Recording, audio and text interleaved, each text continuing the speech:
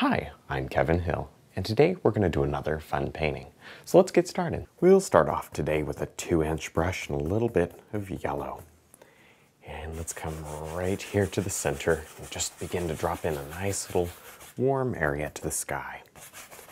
Now we don't need a whole lot of this color, just a very little bit. Doesn't take much. All right, let that blend up and become very soft. Next, we'll tap the 2-inch brush through just the tiniest little bit of blue. And we'll just drop that right around the rest of the color here. Now, as you can see, there's so little paint on there that just barely shows up. We don't want much. Now with the fan brush and a little bit of red and brown and white, let's just begin to scrub in a few nice little clouds up here. Now we don't want a lot of paint on the canvas. We only want a little. We just want to stain it. Really rub that paint well into the canvas so that it won't come off. You won't be able to blend it around too much. It's going to stay there. And that's great. It gives us more freedom later when we want a highlighter or who knows what. We may want to do other things. Just gives us a nice little base to work from. Now with a clean 2-inch brush, we can very carefully just blend some of these hard edges away. We're really not looking to destroy the clouds, just to make them soft and blend them into the sky just a little bit.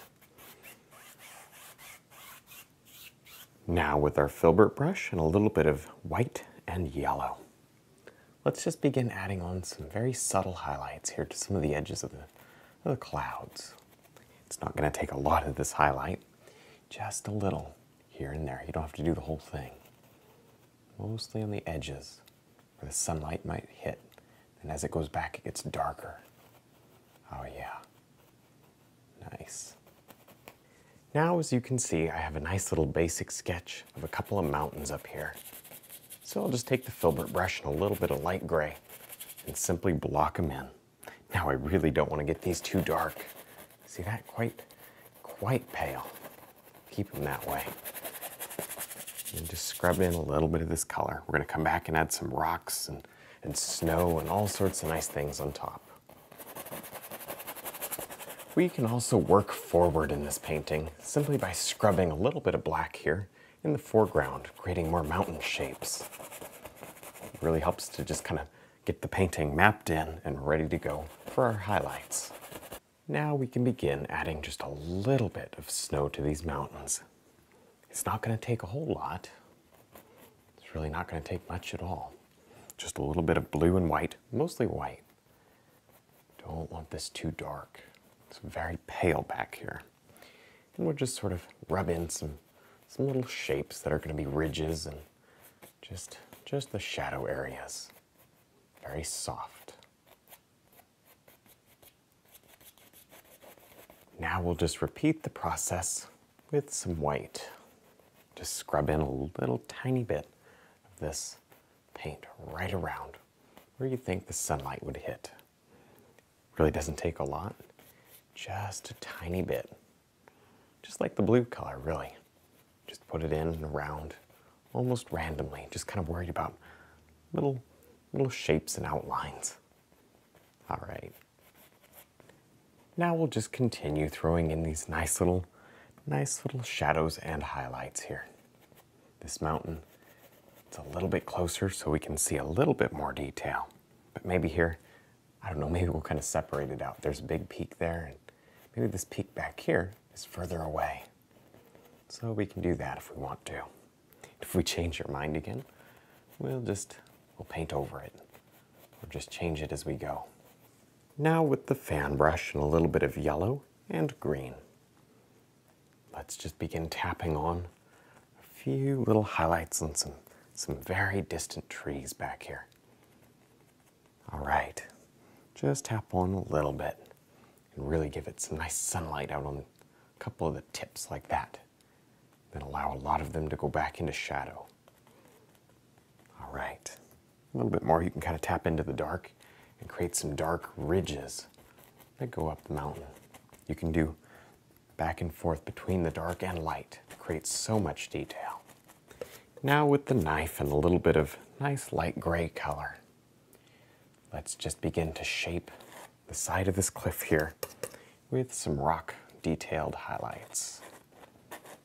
Now, this is not going to show up too bright. It's not all that bright. And that's great, because I wouldn't want to distract here. You can see the eye is already kind of flowing up in that area. And if you were to make this very bright, it would just take away from that. So we're going to keep it kind of quiet today. Nice. Now we can begin to think about a little bit of water back here. Just take the 1-inch brush and a little bit of yellow and scrub it in. Maybe we want to do just a tiniest touch of red, just to kind of match the colors that are above in the sky. Now we can begin to work on some reflections here. So I just have the 2-inch brush and I'm pulling straight down, grabbing a little bit of the paint above, pull it right down into the water, and then brush it across. Now obviously where the land is smaller, the reflection is smaller. And over here we get a nice big reflection of this nice dark cliff. And then gently across. Now with the fan brush and a little bit of black and maybe some green, we can come right here. We're going to do something kind of different today. I'm going to show you how to paint in some evergreens that are really old and rough and who knows. So we'll just sort of do it like this. I'm pushing up, being a little bit more free and loose than normal. They're all bent and crooked. That's nice. It creates a pretty interesting effect.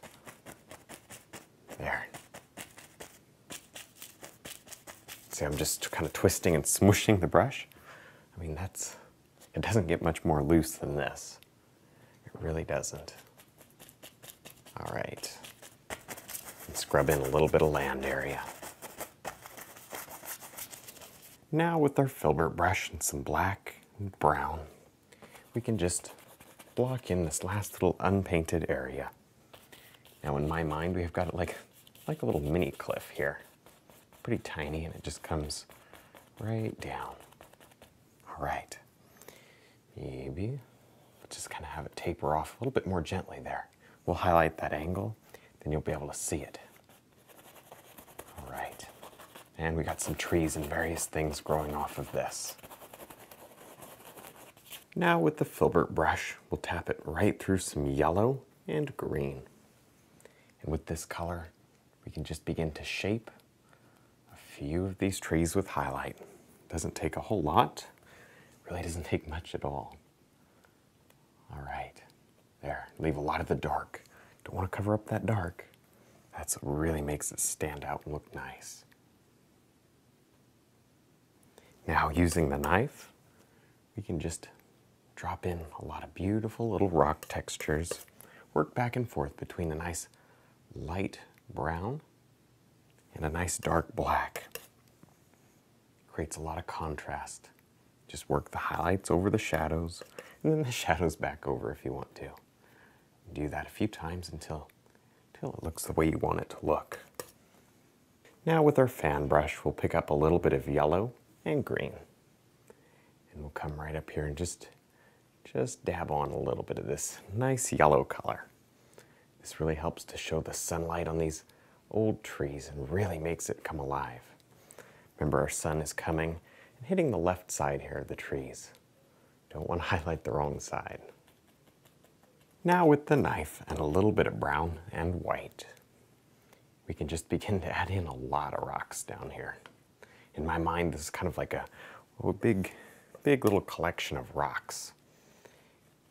And we're just going to start out with this kind of a medium tone here. This is not, it didn't really look much like a highlight yet. We're going to go ahead and put the highlights on after this middle tone is down. So we have 3 tones in the rocks instead of 2. A little bit.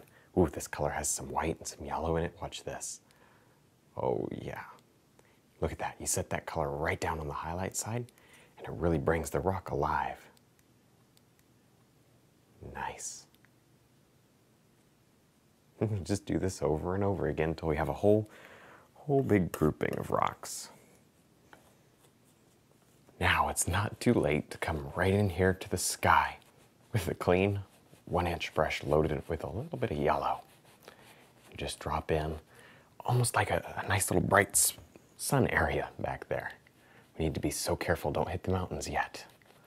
Don't hit the mountains. Everything here is wet. You have to be a little bit more careful.